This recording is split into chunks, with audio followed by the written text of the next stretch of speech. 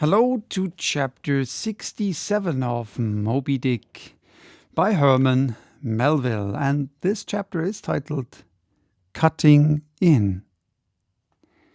It was a Saturday night, and such a Sabbath as followed. Ex officio professors of Sabbath breaking are all whalemen.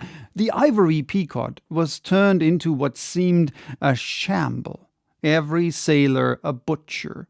You would have thought we were offering up 10,000 red oxen to the sea gods.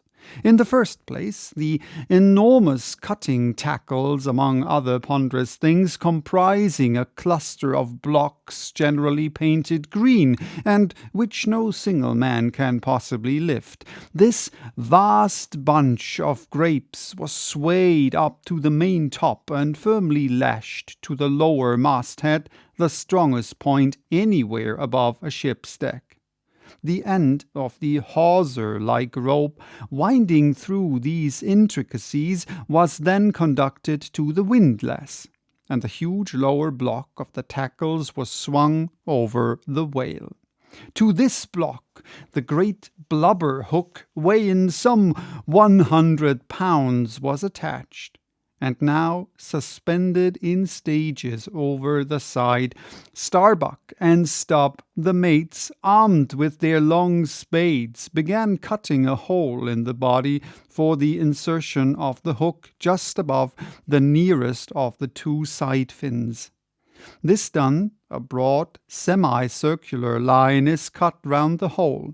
The hook is inserted, and the main body of the crew, striking up a wild chorus, now commence heaving in one dense crowd at the windlass, when instantly the entire ship careens over one her side.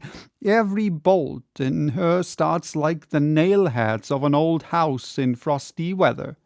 She trembles, quivers, and nods her frighted mastheads to the sky.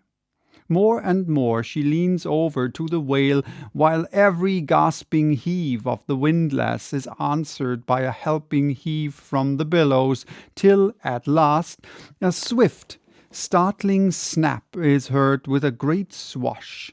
The ship rolls upward and backwards from the whale, and the triumphant tackle rises into sight, dragging after it the disengaged semicircular end of the first strip of blubber. Now, as the blubber envelopes the whale precisely as the rind goes an orange, so is it stripped off from the body precisely as an orange is sometimes stripped by spiralizing it.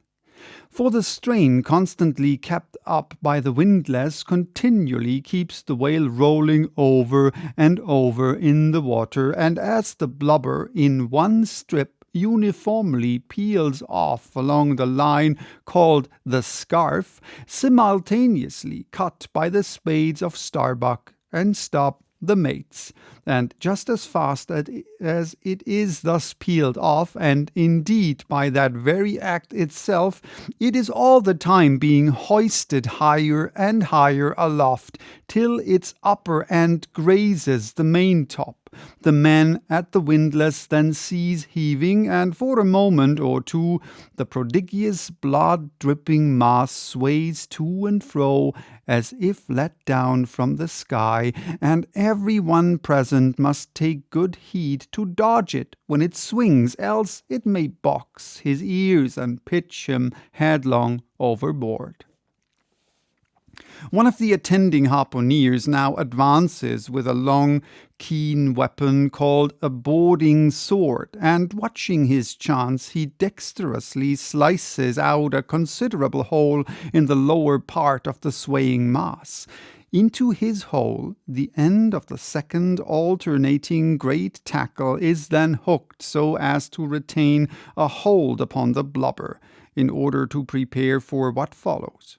Whereupon this accomplished swordsman, warning all hands to stand off, once more makes a scientific dash at the mass, and with a few sidelong desperate lunging slicings severs it completely in twain, so that while the short lower part is still fast, The long upper strip, called a blanket piece, swings clear and is all ready for lowering. The heavers forward now resume their song, and while the one tackle is peeling and hoisting a second strip from the whale, the other is slowly slackened away, and down goes the first strip through the main hatchway right beneath into an unfurnished parlour called the blubber room. Into this twilight apartment sundry nimble hands keep coiling away the long blanket piece, as if it were a great life mass of plaited serpents, and thus the work proceeds, the two tackles hoisting and lowering simultaneously, both whale and windlass heaving, the heavers singing, the blubber room gentlemen coiling, the mates scarfing, the ship straining, and all hands swearing occasionally by way of assuaging the general friction. So that was chapter 67. Bye-bye. Till next time with chapter 68, titled The Blanket.